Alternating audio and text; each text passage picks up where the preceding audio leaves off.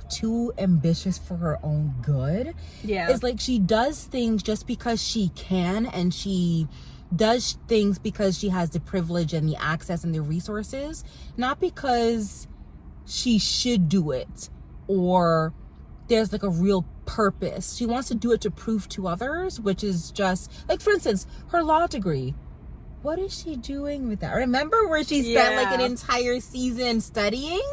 Yeah, I don't know if she's actually doing anything with it. There was like one episode where she was trying to help people in prison get jobs after coming out of prison, and she said that she was really passionate about that work, but after that episode she never talked about it again. Never. Welcome to the We Binge It podcast. My name is MJ. And my name is PK. And in this podcast, we do talk about all of the TV shows and movies that we've binged over the week.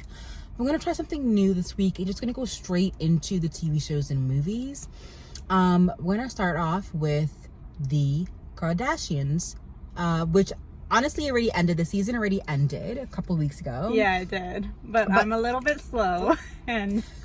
Yeah, no, which is fine, and that's completely okay. Like, I'm not people, like me on crack where I watch like crazy TV shows and movies, but I do it to review it for my YouTube channel. Yeah, so I review it for content, and then we'll tell you if it's bingeable or not, because we still live in a bingeable era. Even though I think a lot of TV shows and movies, like the Kardashians, are releasing episodes every single week. Yeah, they are. How are you liking that? I like it better when shows release a bunch of episodes, so you're able to binge it like right one after the next. But if they're releasing it every week, you kind of forget what happened in the last week's episode, and it's hard to kind of put everything together. So it's a lot more work in terms of that. I agree. But it is what it is, and I wish they did release a lot more episodes at one time. I do agree. I wish they did that too, especially when this season of the Kardashians isn't that great for me. It's not memorable. Yes. It's very slow as well. I was in the first 2 episodes or 3 episodes about the fight with Kim Kardashian and the her show. That one was fun to watch, and to see what would happen with her and Kourtney. Right. I think there was especially for season 1 and 2, I don't think there was that much drama that happened. It seemed more like stressful in terms of like they had a lot going on in their lives, but it wasn't that like dramatic. I would say the opposite. I would say season 1 and 2 were really good. I found season 3 the most interesting. Maybe so, but maybe because you're watching it all at once. Yeah. Season so I'm 1 able to compare it. Yeah, because season 1 was good because the way they started to break the fourth wall. Because usually with the Kardashians, like everything is scripted. It's a reality TV show, but it's still a TV show. So some of it is scripted. They're gonna be like, okay, the producer's gonna say, hey, let's go to this coffee shop and talk about X. When are you available to come and do that? Right. And when they get ready to do that, because of the way they're now filming the Kardashians, they're breaking into the fourth wall and making it more interesting, where it's more like a docu-series, and they get to talk to us directly. Yeah, that's true. I haven't watched much of the Keeping Up with the Kardashians, so I'm not able to compare it, but okay. I found it was really slow in the beginning, and I honestly wasn't gonna finish watching it, but I powered through it, and it's getting more and more interesting. So now they're talking about where I am right now. They're talking about Kim and Kourtney's fight, where Kim is doing the Dolce & Gabbana fashion show, and then Kourtney had her wedding with Dolce & Gabbana. Yes. So they're like there's like tension between the two sisters, and I don't know. What do you think about that? Do you think that there should be tension between the two sisters, or do you think Kourtney is kind of exaggerating it? I think Kourtney is kind of cray-cray in the sense that you can't own an entire country. However, she has a point where Kim Kardashian is like too ambitious for her own good. Yeah. It's like she does things just because she can, and she does things because she has the privilege and the access and the resources, not because she should do it or there's like a real purpose. She wants to do it to prove to others, which is just like, for instance, her law degree. what is she doing with that? Remember where she spent like an entire season studying? Yeah, I don't know if she's actually doing anything with it. There was like one episode where she was trying to help people in prison get jobs after coming out of prison, and she said that she was really passionate about that work, but after that episode she never talked about it again. Nada. Like, we don't even know if she has her own law firm. We don't even know if she like in the other episode she did pass her bar exam, but then after that there was like nothing about her. It's kind of like disgustingly rude to show to others that you can do something because you have money and wealth, and not because you're actually bettering the world with what you've accomplished. Yeah, I don't know if there's any purpose to it. It's more of just exactly what you were saying, just to make herself look good. I think she's trying to always prove to others that she can do it because people have put her in a box. But at the end of the day, like, people really don't care what you do and who you are, as long as you're not a horrible person, which she doesn't seem to be. Yeah. Just do things with your life that's, you know, that has purpose. Like, why are you going to do this fashion show because you can? Because I honestly thought that Kim has already did something like this before. Like, I didn't even know it was that big of a deal. You know what I mean? In terms of accomplishments. Yeah. She made it sound like bigger than it is. I feel like it wasn't as important. It wasn't a huge milestone. Okay, you directed a fashion show. Like, you have a relationship with Dolce & Gabbana. Great. Okay. Isn't that something that you've already done already? Yeah, they definitely have a lot of power, but I don't think they use their power for like greater purposes. Exactly. They just do it to just have another award or accolade. They just, you know what I mean? Just to say, oh, I done that, or I did this, not because of saying, I'm going to do this because of this. There's no why behind it. Yeah. And I think in life, you need to have a why when it comes to a lot of things in life. And you just can't, I don't know, like, she must feel empty inside. Yeah, I think they have a lot of power for sure, but they don't use it for things that they should be using. No. And making an actual difference in the world. I don't think, they don't. They really don't. So, and that's why I'm like, the beginning of the season was good, but at the end, and I'm like, yeah, I don't know if there was that much drama. I feel like they drag it out a lot too. So things that happen, they happen for like 2-3 episodes and it's the same story. But it was interesting to see like their relationships too. How like Kanye and Kim were going through a divorce, and then Kim started dating Pete. I don't know if that's like Kim's type, I don't know, but I was like kind of surprised that she started dating Pete. And then there was also Tristan and Chloe. How Tristan like cheated on her, and how Chloe always found out through the social media. And we see a lot of like Chloe's struggles, I think, in this season show. In general, especially with Tristan, her relationships, the baby, the surrogacy that she had, and then also the surgery that she had on her cheek. To remove the tumor or whatever she had. Yes, I think. It was a tumor from a sunspot. From a little blemish thing. So yeah, we definitely do see a lot of Chloe's struggles, and I have more respect for Chloe than I originally did before I started watching the season. So I respect Chloe. Kim, like, I just think that she's bored and she's doing a lot of things to fulfill her life, to fill up her days. Yeah, that's true. And then there's Courtney.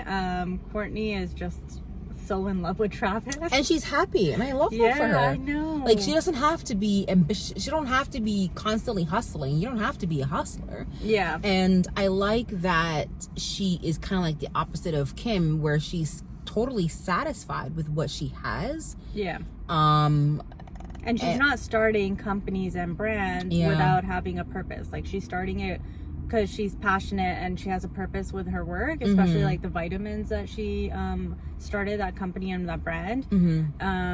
She started it with a purpose that she wanted to develop vitamins that she's able to take, and it was from a personal reason as well. Whereas Kim is just like, oh, I just want to do this so I can show everybody that I can do this. Exactly. And I'm like, okay, no one cares. Yeah, exactly. Great. Right. Like, no one really cares. And she's like, oh, I don't want to be seen as a girl with a sex tape, but like that happened like a billion years ago, and nobody thinks about you in that way. Exactly. If anything, people think about you as the privileged brown girl. You know what I mean? Like, you have all this money. I think people look at you as a reality star. They don't really look at you as the girl with the sex tape anymore. Yeah, they don't. That's not what I think about when I think about Kim Kardashian. Same. I think about their shows and all of the drama that goes on with them. Exactly. But not her and their sex businesses, tape. not their sex tape. Yeah, and their businesses. Yeah. So far, I mean, would you say it's bingeable? Like, would you say it's better to release it all at once? Because I think, for me, since I watched the season finale, I think... Sorry, something stuck in my throat. I think it would have been better if they released all the episodes all at once. Yeah, so I'm finding it easier to watch it since I'm watching it from season 1 to season 3. But if you had to wait each and every week for it, and it's like, oh, no, then I feel like it would have been hard to binge it. I don't think it would have been bingeable. I would have stopped watching it. Yeah. And also, too, it's like, I feel platforms and streaming services can only do that if the show is actually really good.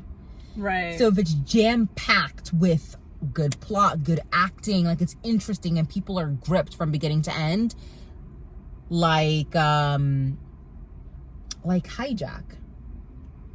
You haven't heard of it? Oh my God, you're gonna love it. I'm gonna talk about it.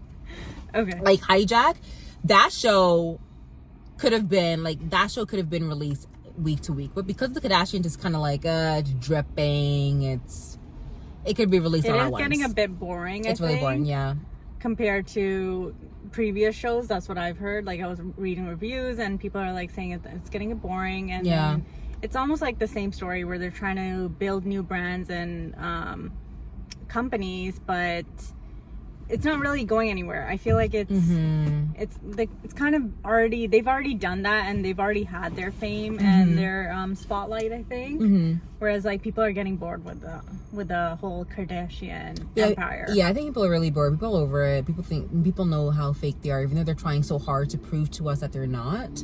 Yeah. There's still a level of deception in there. And I also think like the show is kind of just on their back burner because they have so much other different companies and brands that they are a part of. Whereas the show, I don't think it was in the front, and I don't think a lot of thought is being put into the show. I agree. I do think that they're talking about things that I wish they talked about a long time ago. I don't know, you're probably haven't got to the point where Kylie talks about the beauty standards and how... Oh, I did, yeah. Okay. So she talks about how she doesn't want her daughter to go through all the plastic surgery that she did. I'm happy that she's transparent about it, but I wish we talked about this 5 years ago. Yeah. Like, you don't need to tell us that. Like, we kind of know that. Exactly, yeah. That's why I'm like, I don't know. I wish it was more interesting, the show. Yeah. I mean, I do respect a couple of them. I wish them all the best, but yeah, I don't know. I'll probably watch the next season because everybody wants to know what's happening with their lives, but other than that, I truly don't care. Yeah, same here. With that being said, I guess let's talk about Hijack. I think Hijack is one of those shows where it would have been one of those shows where you could have actually split it up, and I think that's what it's on Apple TV. I'm telling you, Apple TV TV shows, really do not get marketed a lot. For some reason, they really do not get marketed. Hijack is starred by Idris Elba. So right there, I probably just won you. You're welcome. Idris Elba, and like UK TV shows are just bomb. Yeah. Like, they're just so good. So Hijack is about a TV show where you have passengers on a plane, and some of the passengers end up being hijackers, and they hijack the plane, and we don't really know why they've done it. Like, I'm pretty sure I'm in like 4th or 5th episode in, and Apple TV is actually releasing the episodes week by week. Oh, okay. So I started it late. So I think there's about 8 or 9 episodes. So I'm about 4 or 5 episodes in. It's so good. With a TV show so good like that, I actually do like to savor it. and only watch it when I'm in the mood to watch it. Right. Are you also like that too? I'm like that too. I have like shows that are background shows versus like shows you have to be focused and concentrated. I think more of like the background shows are like shows that are those shows that are really I think like Gilmore Girls. Yeah, Gilmore Girls. Because I already watched a lot of all those episodes and all the seasons like 10 times over. But they're still fun to watch again. Or Friends. Or Friends, yeah.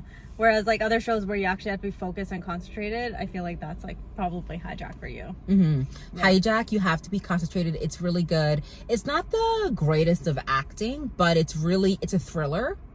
And you are on your seat from beginning to end. And Idris Elba, like his occupation, he's in the middle of it because he's trying to stop the hijackers in a way that's more unique than others.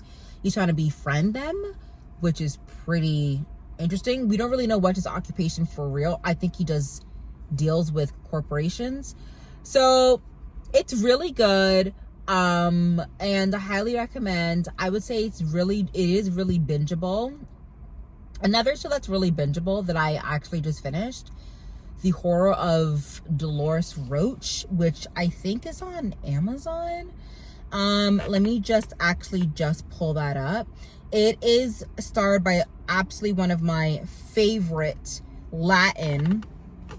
Oh, where are my glasses? One of my favorite Latin actors ever. So after an unjust 16-year prison sentence, Dolores Roach returns to a gentrified Washington Heights, where she reunites with an old stoner friend, Louis, who lets her live and work as a masseuse in the basement under his empanada shop. When the promise of her newfound stability is quickly threatened, Magic Hands Dolores is driven to shocking extremes to survive, which is she ends up being a serial killer and kills everybody that she gives massages to. Yeah, it's pretty good. Like, I really like it, and I loved it. Of course, Justina Machado. I love her. She's also the star in One Day at a Time. Yeah, I love her. Oh she's so good. Oh, and she's also in The Queen of South. She's also in The Queen of South. She's also in All Together Now. She was in the Jane the Virgin, I think, as an evil villain, I believe. She's actually really good. She's an amazing actress. I would say one of my favorite Latin actresses. I wonder where she's from. I think she's from she's 50, but she doesn't look 50. She looks young. But I absolutely love her. And 6 Feet Under, Queen of South, One Day at a Time. She's just incredible. I'm just trying to figure out. Oh, it looks like nobody has wrote in her encyclopedia, I think. Oh, I'm wrong. Puerto Rico. Her background is from Puerto Rico, Afro-Latina. And we love that. Oh, she had a quinceañera, which is pretty cool. But yeah, one of two children of Alicia and Ismail. Her mother was born in Puerto Rico, and her father was born to Puerto Rican parents. Barcelona, Puerto Rico, okay. And her ancestry includes Afro-Latina. I think that's pretty cool. So I love her. I think you guys will really like it. If you guys want something thriller to watch, I would say both TV shows. I think the one on The Horror of Dolores Roach is on Amazon Prime. It's really good, very bingeable. They released the entire season, and same thing with Hijack. I think I might watch that show just because I love the actress. Good. She's so good. You would love it. Yeah. Oh my god. If she's in it, and then I feel like the storyline's a little bit cringy. It is really cringy, but it's so interesting. It's fascinating. It's different from what we're seeing right now. It's kind of giving me a little bit of Dahmer vibes, and I wasn't into Dahmer. Like, it was really like much of it's less that type of scary thriller. It's more of funny drama, romance is in it too. So it's really good. Which one was more bingeable? Which one? I would say Hijack, Hijack. Oh, really? Yeah, because everything, Okay. each episode kind of leads to each other very seamlessly.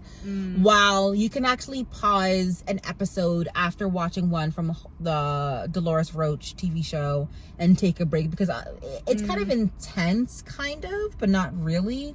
It's still digestible for you to still binge. But Hijack, once you start one, you'll be 3 or 4 episodes in and you'll forget what time it is. Oh, wow. Okay. Yes. So I would say Hijack out of 10. I would say an 8. Dolores, a 9. Oh, wow. Okay. I would say one of the best TV shows of the year. Very good. Her acting was incredible. Incredible. I would say good acting. Okay. And then the Kardashians. I think I would rate it probably 8. No, maybe 7.5. Just because there's parts where it's like I had to fast forward the episode, and there's parts like, oh, this is interesting, but I think you have to be curious about their lives. Yes. Like if you're not interested in what they're doing, you're just not gonna like the show, because there's not a lot of like drama and stuff that keeps you hooked. It's more of just like you're curious in terms of like what they're doing in their life and like what's happening around them as well. Exactly. So I'm always curious because I want to know what the rich are up to, what they're doing, what their style is like, what their makeup, everything. I want to know. They literally do glam like every day, and I'm like, they have like apparently Makeup by Mario, who does it for Kim, he's on a retainer. Really? He gets paid a set amount each and every year. Oh wow. Well, that's what I call rich. That's and I want to get there one day. Yeah, me too. Sooner rather than later, you know what I mean? Thanks. So yeah, I think that's it. I think we're gonna end it here. I know it's different. Definitely let us know, guys, on how you guys like this type of episode. Don't forget to follow wherever you're listening, 5 stars or more. We appreciate you. And don't forget to do some other things, like leave a like, comment, subscribe. Definitely subscribe, please and thank you. And we'll see you guys in the next video. Bye. Or Bye. next episode. Bye. Bye.